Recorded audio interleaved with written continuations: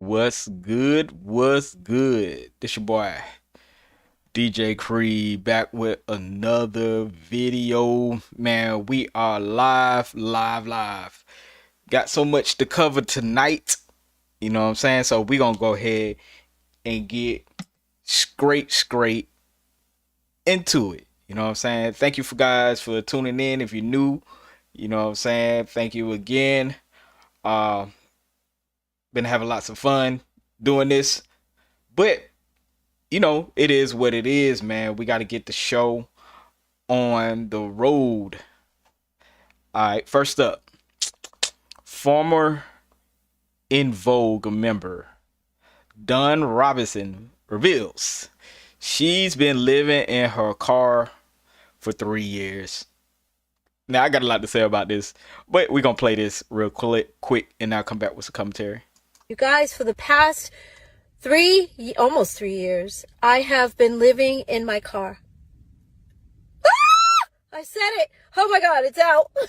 I've been living in my car. Oh my gosh. If you remember, if you guys were with me, in 2020, I did like 105,000 interviews. And in the interim, I was living with my parents in Vegas.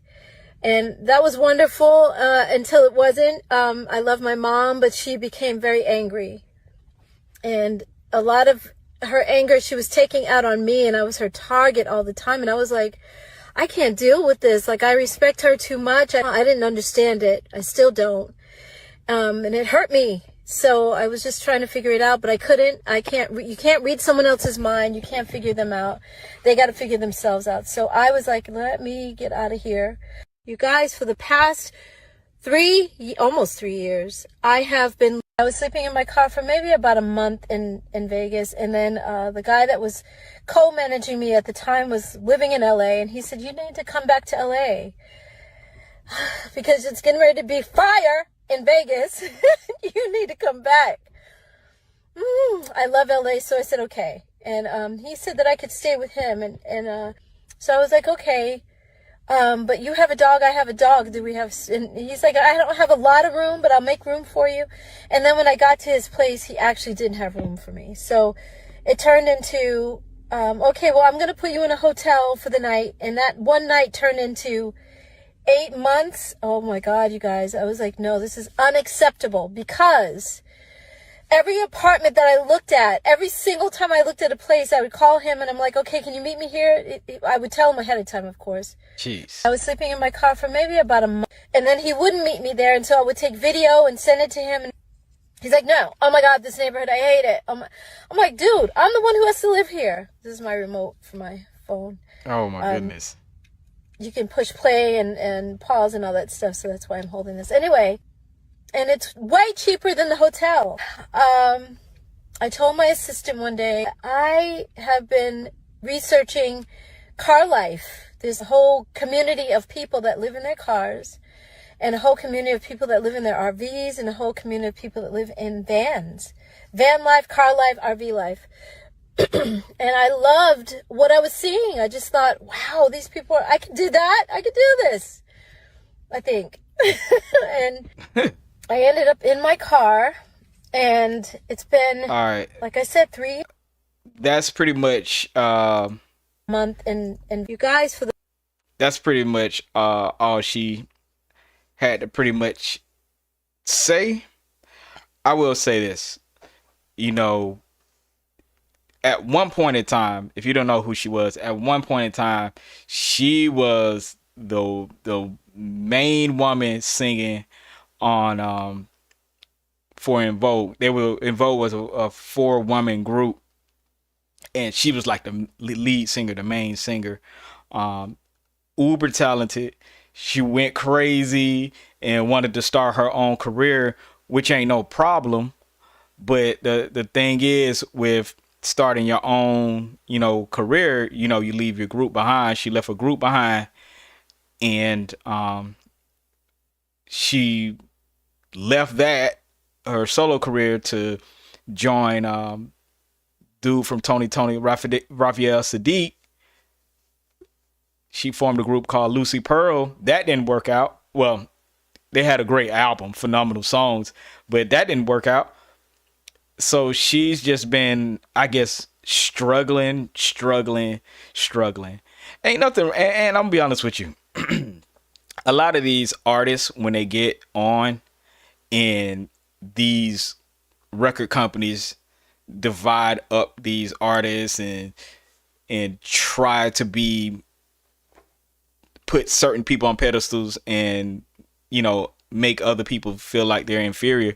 It creates tension between the group. They break up, and then you quickly realize that you were getting played as well as your group members. And I think this is what happened with her. And she sounds like she's been through a lot. You know what I'm saying? I want to make fun of her, but it's no laughing matter when you're homeless, when you have to sleep out your car, when you were so far at top, and your fall from grace is terrible. It's a terrible fall. And I just think, people have to do what they have to do. But I don't know why she's living in a car, to be honest with you.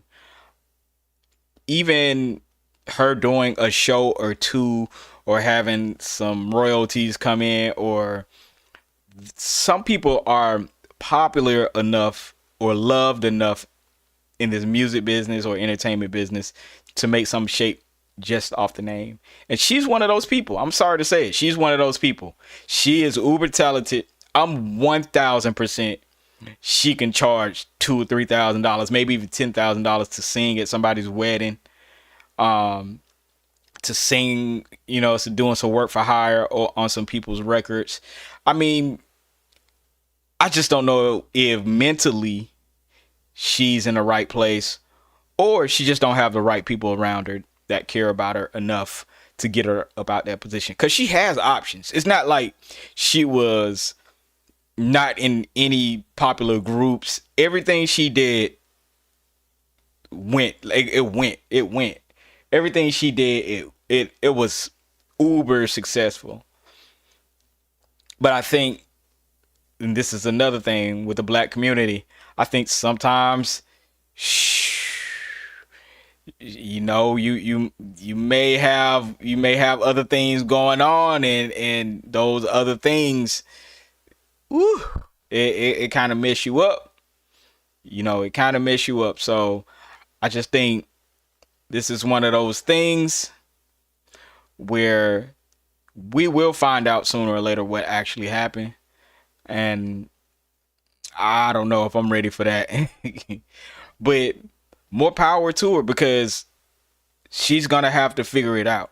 And it sucks having to figure things out, but it is what it is when you have to figure it out, And I think anybody can, have a fall from grace. It's just she was actually doing it in the public's eye. And I'll be honest with you, this is supposed to be taken from a YouTube page. So I think if she's making YouTube revenue or something, dog, you will be okay. I don't get it. But again, ain't nothing wrong with living out your car if you have to. And those, if you get your, like, one of them extended buses or vans or whatever they be living in, that's good work too. That's good work. I think it's just is what it is with that.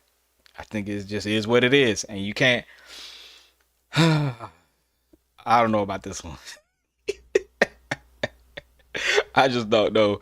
It's strange at the same time. You know what I mean? It's very strange. But don't take my word for it. Don't take my word for it at all. But you never know what people are going through.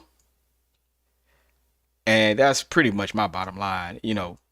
People, no matter what or who you are, we all go through stuff. And that's just the realness about it. That's just the realness about it. All right, let me get the next one up and running, because this is something I think we all have to be able to accomplish.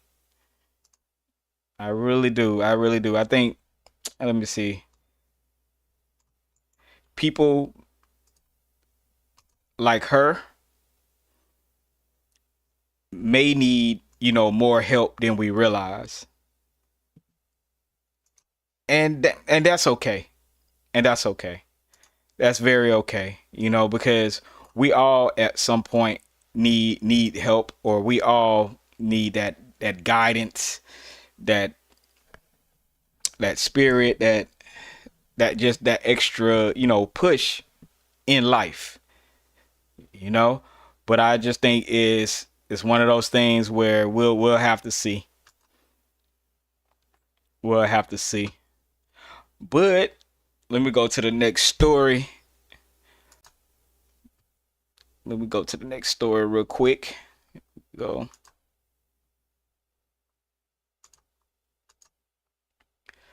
Now this is hilarious, y'all. Rosie O'Donnell moves to Ireland due to the U.S. political climate.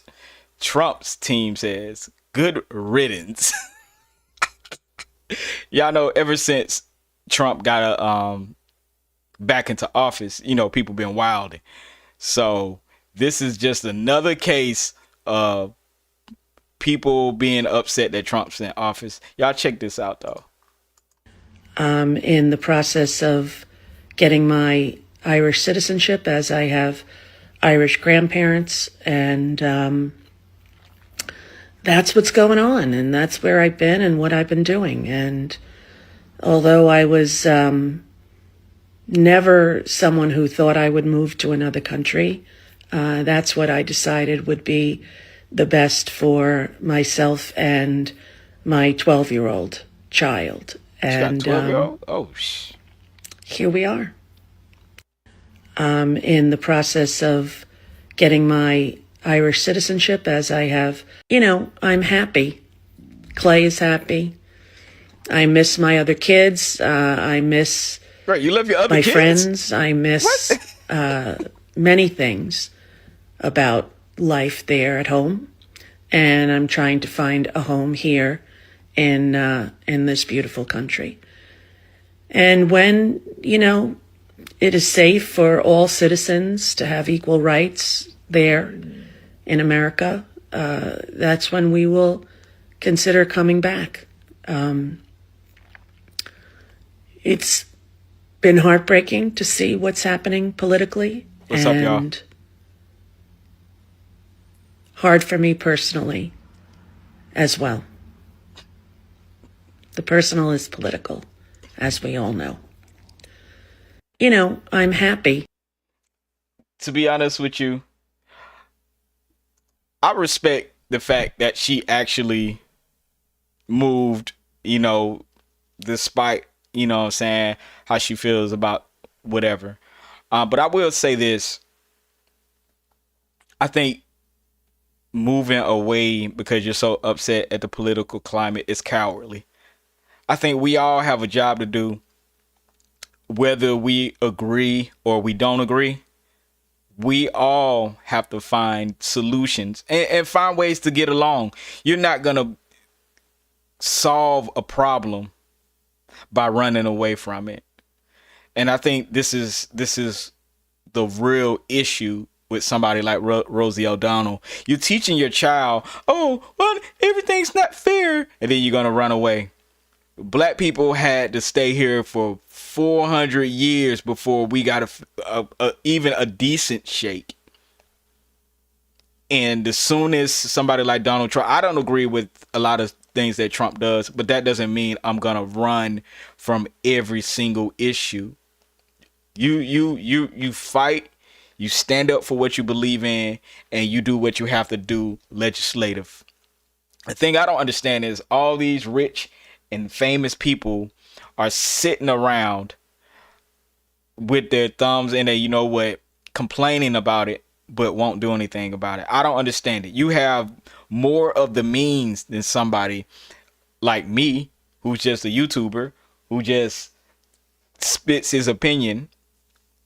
You have more of a way and resources to make change in the place that you call home or the place that you wanted to be in.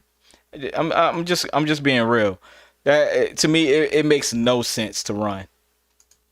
It really doesn't. It really doesn't. And you know, I don't have any like ill will towards people who feel like that, but I think it's just a very, very, very crazy thing. All right, next up, I'm gonna go ahead and play it since we're here. This is Luce Cannon's house being raided.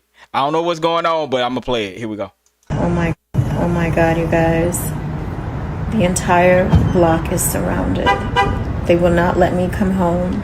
This is his wife speaking. We have an entire police force outside. Oh my God. My husband is home. I'm just praying that he's okay. They won't let me through. I'm not telling them anything. I don't know what to do. Oh my God, oh my God.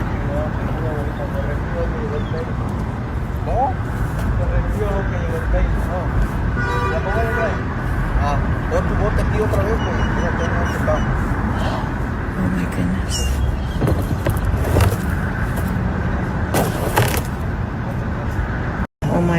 Oh my God, you guys. I'm gonna say this. I don't know what's going on. You know, Luce Cannon is whack homie. He is affiliated with No Jumper. You know, all these dudes are gang members and all this. So there's no telling why they raided the house. I know more news will come out, but I just wanted to play this as just something to let y'all know, man. And I've been doing videos on it every day. Every time I get a chance when I have a whack 100 topic. Y'all gang members and gangsters and all that, y'all telling on yourselves, y'all putting yourselves in harm's way. You're putting yourselves in harm's way. Get your own YouTube channel. Talk about, you know, life as a gangster, as whatever. But y'all putting yourselves in harm's way. And all it takes is a hater. All it takes is a hater to say something. Like, it's not even that complicated. You could be an anonymous hater. And this is just another case. I don't even know if Whack 100 would have enough pull to even get Luce Cannon out this situation. But I know this is not a good situation to be in, because his wife, they won't even let his wife in and communicate with her. Obviously, she can't get in touch with him. So I don't know what's going on.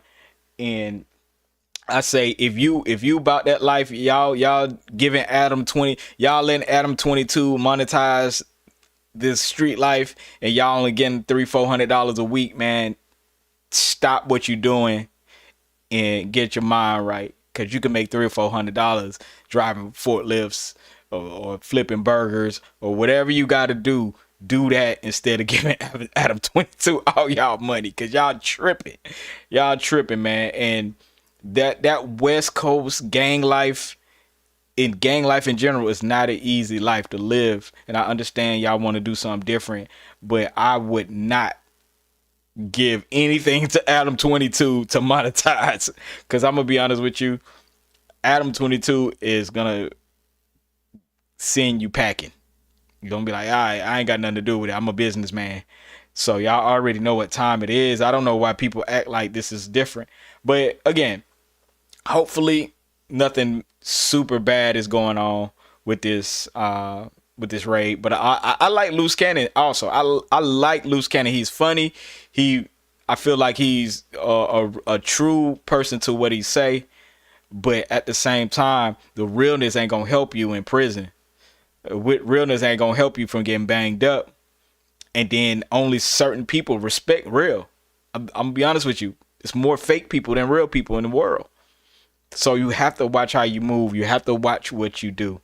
And that's my overall opinion on this. Like I said, I don't know much about what's going on, but I'm pretty sure we'll find out more as the days go on. And I definitely, try to keep things updated, because I think it's very important. It's very important to keep things in perspective. All right, next story, man. I ain't got a lot of hip hop stories. I just got a lot of random stories. This former UFC champion, BJ Penn, claims his mom was replaced by a government clone to seize his family's fortune. Now, I'm gonna just say something real quick. It's crazy that he think the government replaced his mom. I don't know if it's true or not, but I do know being in the UFC, taking those blows to the head and to the body will do something to your brain. That CTE is real. I don't care what nobody say, but we're gonna watch this clip. What's up, Paul? Huh? Fuck you. What? You can only do this because you get the government behind you. Fuck you. Like get crazy. Fuck you. Crazy. This lady right here. Look at her ass and legs. She's acting like my 79-year-old mother, but she's not my 79-year-old mother. And it's interesting when you Google Lorraine Abele, our house pops up because this lady acts like Lorraine Inouye. So you Google Lorraine Abele, and this house pops up, and then you look him, and then my mom's name starts popping up. She's trying to steal everything, and this is not my mother. And I'm putting this up because she's saying that she's gonna get an attorney and try to do something. She's trying to throw me out, and if I attack her, she'll try to do something, TRO or something else, but she's...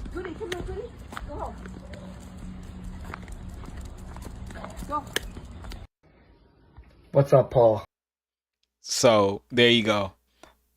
I believe this is a case of CTE. Now, could it be a government conspiracy? Absolutely, 1,000%. But I don't know why the government would replace his mom for his fortune. I'm not too sure how much he's worth, but you're not a billionaire, dog. Not a billionaire. But I do have compassion for people who put their lives on the line in any sport, in any type of job, because the stress on your mind and your brain and your body is something that some people can't handle. And I think this is 110% CTE. I think his brain is so shattered that he don't even know what's going on. And I think all this needs to be studied. All this needs to be studied because there is a pattern of wrestlers, of fighters, of just everybody losing their mind, and it was proven that there is CTE, but it should be more in-depth things because these like football players killing themselves and killing other people, like it is a dangerous cycle of things. I enjoy football and all these sports and stuff, but man, it's sad what it does to the body and to the brain, man. I would say, man, get in them years that y'all doing it, man, get up out of there, man. Get up out of there. Get up out of there. All right. Next up, we got DDG. Man, DDG has been having the worst month ever. He went from being an okay dude to like being one of the most hated people on the internet simply because he was trying to, say a lot about, him raising his kid, man, but this is another thing that we can laugh at the moment. Y'all check this out. I didn't really bring too much, so I just show y'all. I don't know if I broke my foot. Look at that. That look weird, right? Why am I able to push down my bone and skin and it leaves a dent? I didn't really bring too much. All right, now I'm gonna be real honest with you on DDG right now. He's looking for sympathy points. Yes, that is a medical condition, dog. Go to the doctor. You know, you possibly have fluid or some other type of disease or something like that. Go to the doctor, my dog. Why are you sitting on the internet showing us this, trying to get compassion points so people go like, oh, is he okay? Bro, we understand what you got going on. Handle your business. Handle your business. Oh man, I don't know what's up with these streamers. At first, you know, with the Kai Cenat and Drewski, like that's respectable, but it seems like DDG, I Show Speed, and a couple of other these streamers, they just say and do anything to grab attention, and I think that's why they may not be as respected. I can't say they not as popular because I Show Speed probably the one of the most popular streamers ever, but I will say the ones that are respected are the ones who do just great content. You know, just focus on your content game if that's what you're doing. Cause I feel like this is like something a female would do. Oh my God, I'm going through so much. Oh my God, guys, look at me. I'm like, man, this is disgusting. This is disgusting. I don't know.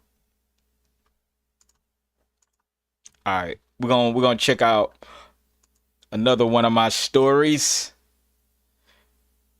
Angel Reese. She addresses claims that she threatened to sit out of the WNBA if she isn't paid more.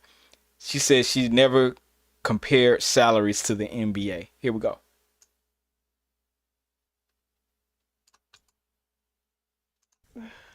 Yeah, the CBA is coming up. I can't wait. Girl, y'all benefited from everything. Y'all youngins benefited from NIL. What does that mean? We deserve more. Of course, Everybody. I agree. Everybody. I agree with that. But we got to get paid the consequences. What? Damn, we got to get it on the Y'all mud gotta like do y'all. something. Y'all gotta do something. But the women coming in, not this year, but next year. Or because the ones coming in this year will still be on the rookie contract again. Mm-hmm. The ones the year after, they going to get more. They probably going to be making more than us. No, they are. I'm hurt. They are. Like, yeah. I've been in the meetings. They are. I need to get in the. I need to get in the field. You need to come to the I meeting. gotta get in the meetings because I'm hearing like, yeah, they don't give us. If y'all don't give us what we want, like, we sitting out. That's a possibility for real. Yeah, we all did it. Now, she said, I love how y'all have selective hearing. I said, I'm hearing if they don't give us what we want, we sitting out. And that's the truth. I never said anything about the NBA. We are prepared to stay at the negotiating table for as long as it takes. Here's the link to my podcast so you can hear the conversation too. I will continue to use my voice to speak for what we want and deserve as a league. Thank you. And I'm gonna be honest with you. If you think you deserve that, then go for it.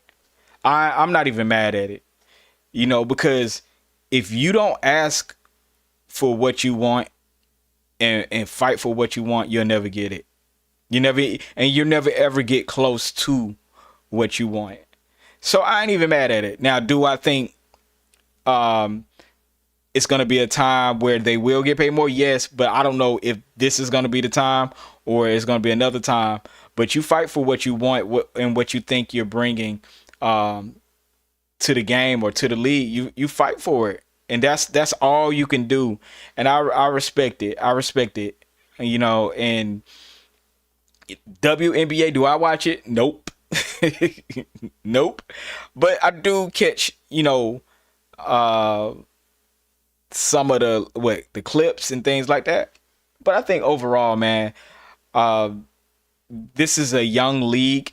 The WNBA is a young league, and women have to realize, the women that play have to realize, you do have to give it time to mature and for you to make more money in the league. So I just think it's one of those things where you got to give it some time to mature, and see what the real analytics are, because white people like to play games with analytics. They like to play games. So I say, much love to Angel Reese with that. You know what I'm saying? I think it's a crazy situation, but I think it could be worked out. I think it could be worked out. All right, next up, man. Next up, so finally some hip hop.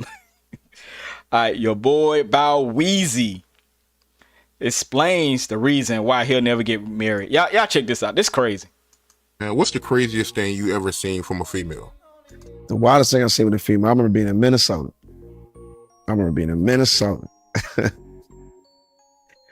I had a party and I had my suite popping, right? I was hosting some club. So I had the suite at the W Hotel. This is lit, it's popping. We got all the girls, and there's some vibe, the music's going, the liquor's flowing. I mean, we vibing. And there was a married shindig going on next door. It must have been like the all the brides is over there, right? You already know where this last going. night before she gets married. And they over there drunk.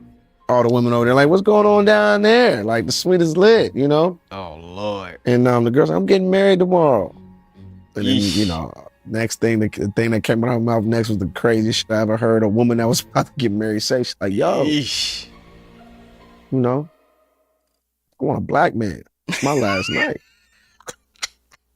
And all I could think about, not me. I did. But, like I said, I was with my peoples, and that's what she wanted. And, you go ask somebody, it's like, wait, what? You said, it's okay to come on. It's okay.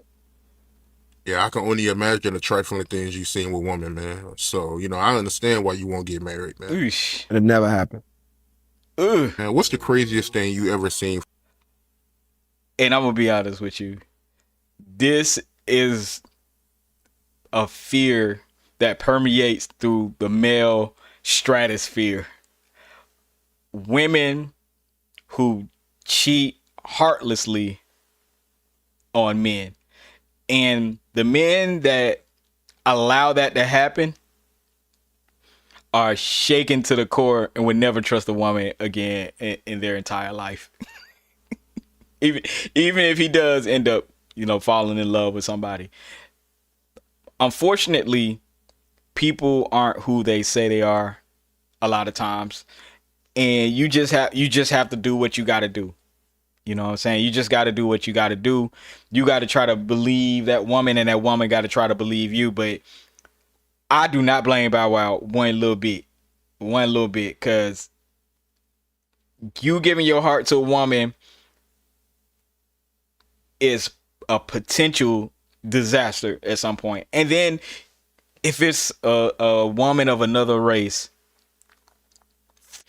and she was always craving to smash a black dude, and she wait to her wedding day or the night, the night before the wedding, she always gonna have something on you. Ugh, that is terrible to know, but it's the truth. It's the truth. It happens. And it's a sick situation to do people like that, but people are done like that all the time. They're done like that all the time.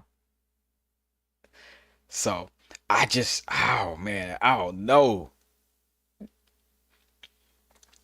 I don't know, man. It's one of those, you danged if you do and danged if you don't. You know what I'm saying? Cause you never know what type of woman you get, and you can vet that woman. You could try to make sure she don't cheat or none of that stuff, and she will still cheat. Same thing with some men, but it's crazy out here. You'll never know your woman cheated on you, and she will look you in the face every day and tell you she love you. I think it's one of those. Oh man, I swear it is dangerous, straight dangerous out here. Next up, I'm just going through some of these. Kevin Gates reveals embarrassing moment that started his fitness journey. This is hilarious, man. Kevin Gates is a nutcase. Here we go. What's something embarrassing that's happened to you recently? What started my fitness journey, the most embarrassing moment, but I'm thankful that it happened because it's what I needed to project me forward. When I had my shirt off holding that baby and that baby tried to suck my titty, I'll never forget that. And everybody, they was doing that right there. Laughing at me and shit. That's normal. Huh? That's normal. For a baby to suck a man titty? Not to try. To try. It wasn't normal for me. I was titty man. I'm so thankful that that moment happened. That's why you started your journey in fitness? Right fast. You're just holding your baby. And when I use the word right fast, the term, right quick or right fast, it means as expeditiously as possible. Okay. Right fast. Yeah, that was enough of that for you. I'll fuck with Lil Bobby. I ain't being Lil Bobby. We thugging. We're gonna go on a road trip. Alright. This is insane because the thing that made you want to change your life is a baby trying to suck on your nipple. I mean, Kevin Gates, as far as when I saw him, he was always kind of heavy set. Then he got a little slimmer, but he was always, had weight on him.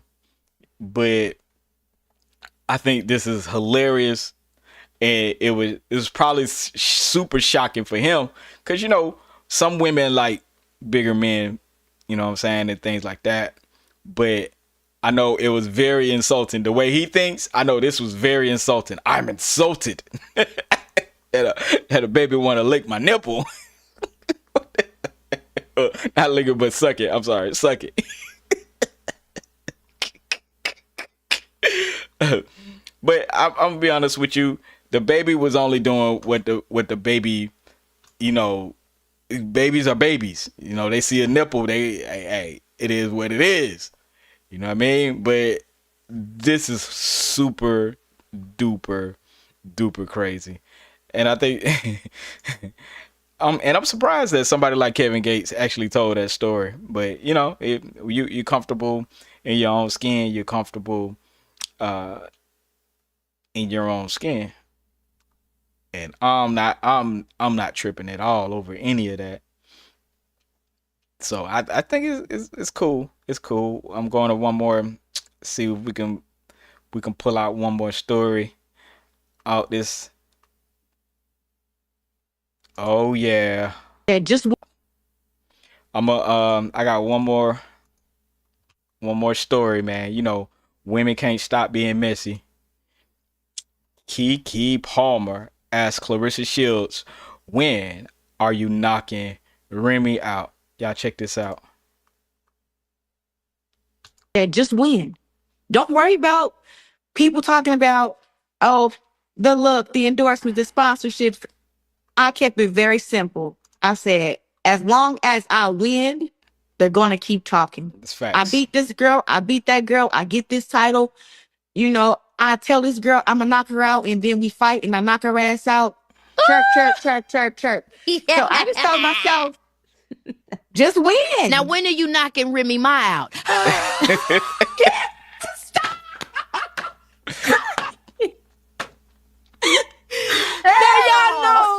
Y'all know I had to bring that up, okay? Because the girls was tussling over the internet. I didn't know if she was gonna get knocked out. I was scared. Oh, Listen, shit. The internet is not a real place to be. Listen, I woke up that morning just as shocked as everybody else. Like, what the hell? Oh my What's God. going on? I'm like, I want to promote the movie. And just Now, I'm gonna say one thing real quick. This is an old clip, old comment. It's getting some traction, so that's why I replayed it. But I will say this: Clarissa Shields and Papoose really have been like stepping out and making it look good. You know, Remy Ma, she's been busy. She's been busy. She's been keeping busy with whatever she does. But Papoose and Clarissa Shields, they've been making it look good. She won her last fight. Man, everything had a ton of belts. I don't even know. She's like the top contender of all time. Like, she has every belt in every division, I think. I don't know. But I think it's a good thing when people don't have to live behind a lie, but behind in the shadows. And I think her and Papoose were trying to keep it on the low, and Remy was trying to keep their thing on the low. Now everything is out in the open. They could talk about it. But I think this was crazy of Keke Palmer to say, considering, you know, the drama that happened. You know, I would say leave it alone. But this is an old clip.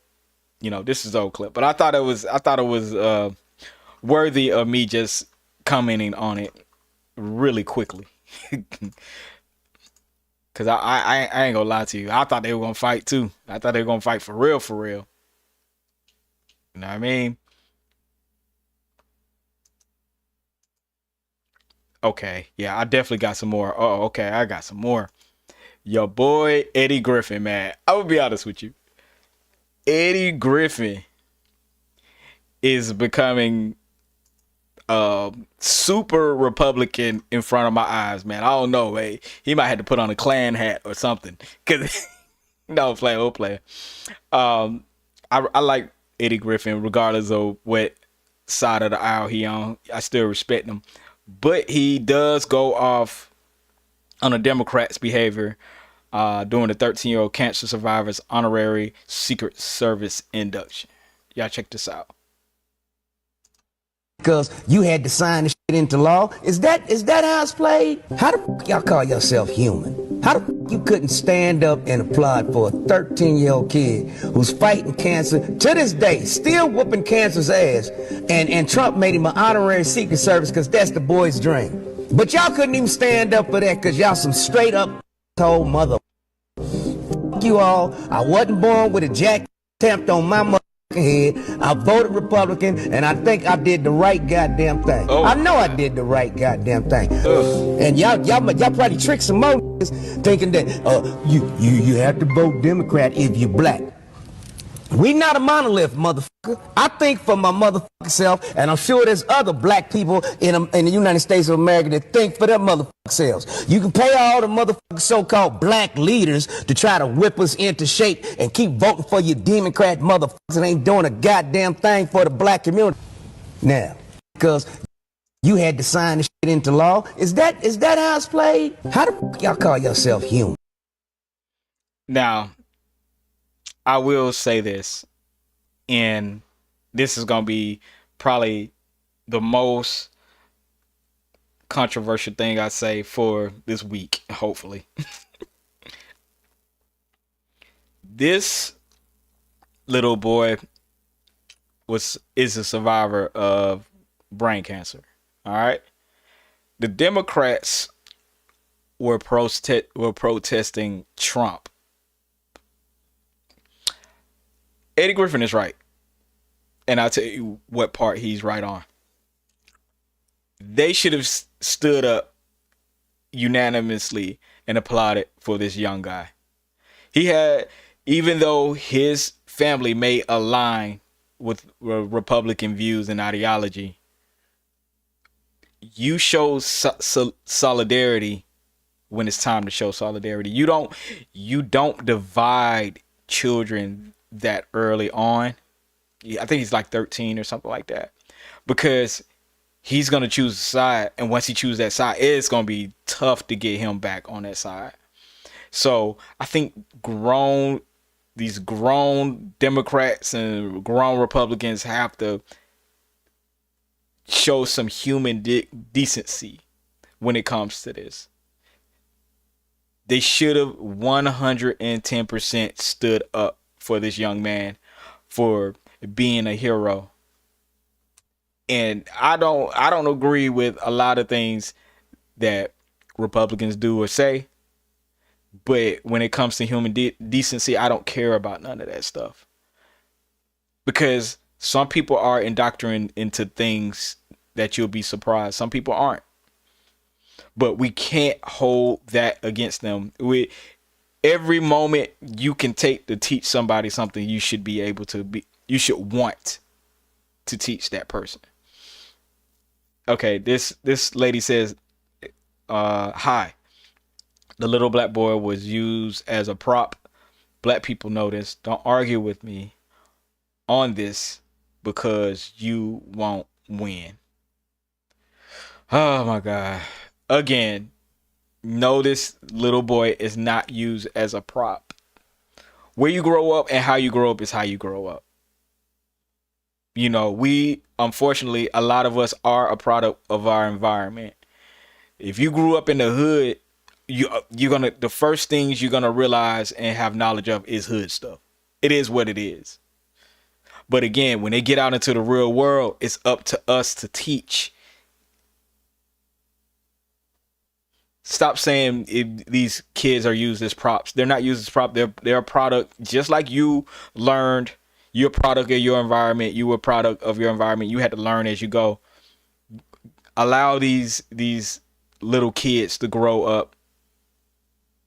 The best way to fight against stuff like this is being honest, being warm, being truthful.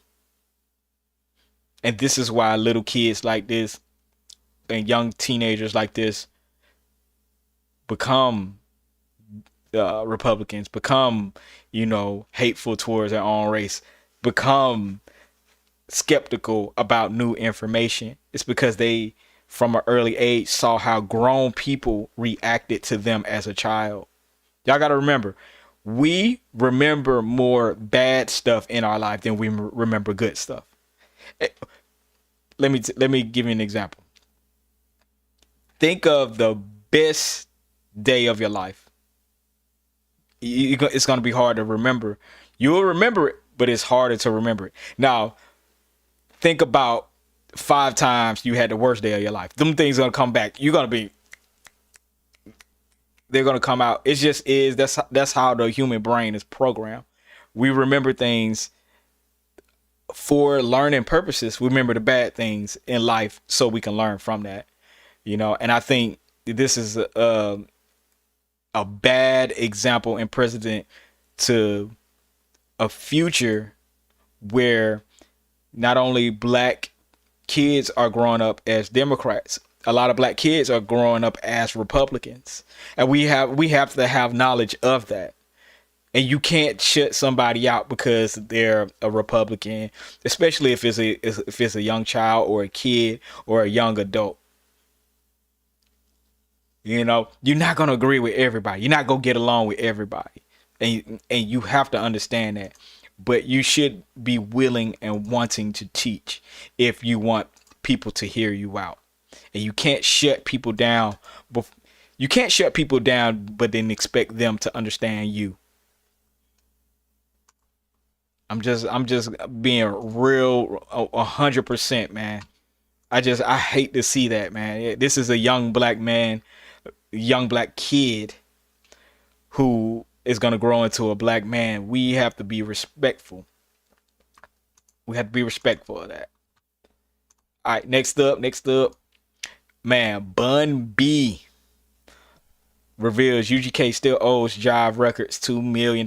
Never received a royalty check from the label and credits the Free Yayo movement for inspiring the Free Pimp C t-shirts back in the early 2000s. Y'all check this out. So it's like 2 or 3 songs. Oh yeah, and shout out to Corey Mo with his podcast. on the first album that were just completely reproduced, and we didn't even know until they sent us the hard copy of the album right before the album dropped. Yeah. But there's a lot of different things as we go through the UGK story. I mean, you know, watching the Riding Dirty, you know, commercial on Rap City, seeing it for the first time as it aired on TV. Damn. Like, never even knew they went and shot some commercial somewhere, and of course it got charged to my account. Right, something that I wasn't even in and wasn't even knowledgeable about. But that's crazy. We can, That's cold. You know, we can tell those kind of stories all day. So look, okay, so in '95, you ended up moving to Atlanta.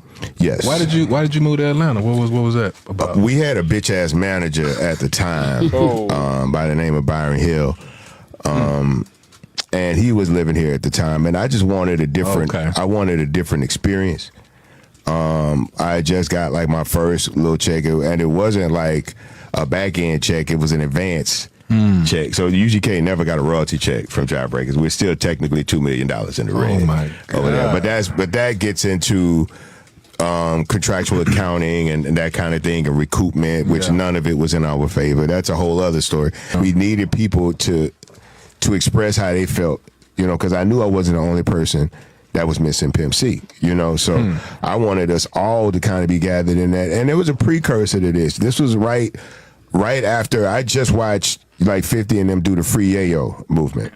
Yeah. You know what I'm saying? And they to the point where they had Eminem on MTV wearing a Free Yayo shirt. So I was like, man, if we could do that and have different rappers in the South wearing Free Pimp C shirts and saying Free Pimp C on songs. Man. So I just really ran with that movement, and luckily for me, it was right. The timing couldn't have been better because it was right when that Houston Screwed Up Click, Swisher House sound broke nationally, and all of those people were either friends of ours or fans of ours. So they all jumped in the whole Free Pimp C movement. And then as they got more and more famous,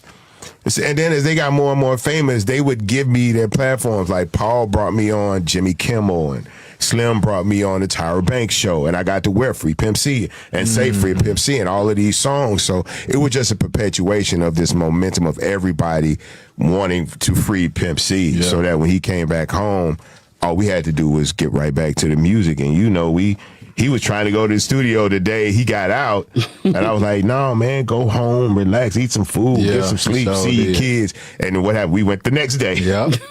And did get those. No, what was that? No, the verse we already had his verse for Get Though, if I'm not tripping. I think one of the first songs we did was Here We Go Again. Oh, okay, yeah. Which is crazy because it didn't come out until the next album. That's a trip. But we were so adamant about doing that because Ronald Isley was dealing with tax issues at the time. And this was like, we had $1 million budget for this album. And Ronald Isley is such a huge part of UGK's, you know, musical legacy. I mean, our first record is Summer Breeze. One of our most prominent records is One Day. You know what I'm saying? So you can look through UGK's legacy and see Ronald Isley Brothers all throughout it. So, and they had given us so much, and it was like, yo, we want to hook, or we gonna overpay him. Yeah. You know what I'm saying? We don't care what we're going to overpay him because it ain't our money no way. We still in the red. I ain't getting no money back no way. So let's bleed this budget. Let's bleed this budget. We was flying out to L.A. once every 2 weeks, and you know, Pimp was in the studio, and me and Queen would fly out and hang out for a couple of days, and you know, it was a good time. We actually felt like a rap group. We actually felt like rappers. Yeah. Because that was the first time we actually were afforded everything that most people get as soon as they come in the game. Like, we had to fight, you know, through so much shit, you know, go to to hell and back, literally with Pimp, you know what I'm saying? And finally they was like, we apologize. Like, we didn't understand. Y'all been trying to tell us all of this. And as soon as Chad got locked up and y'all couldn't make the music, here come everybody else out of Houston making all the shit that y'all been saying was what people would want to hear. But I have no regrets because we made history. And so it's like 2 or 3 songs on the first album that were just completely reproduced, and we didn't even. All right, man, that was a lot. I should have stopped it in between, but UGK is a legendary group. UGK is a legendary group. R.I.P. Pimp C. Bun B is still out here, you know what I'm saying, doing his thing. And it just goes to show y'all that being signed ain't the end of the world, but it ain't the best feeling sometimes. And I think UGK absolutely laid a foundation for a lot of just the same way 3-6 laid a foundation. UGK definitely laid a foundation for what people are doing even to this day. You know, with all the connections and things they made, man, the music will forever live on. The trill will forever live on. Like all the things that they brought to the game will forever live on, and people will emulate to the end of time because it's part of the hip hop zeitgeist now. You know what I'm saying? You can't go nowhere without hearing something that sounds like it's from Texas or Memphis. You can't. And I think that just goes to show you how influential and how ahead of time Pimp C and Bun B were.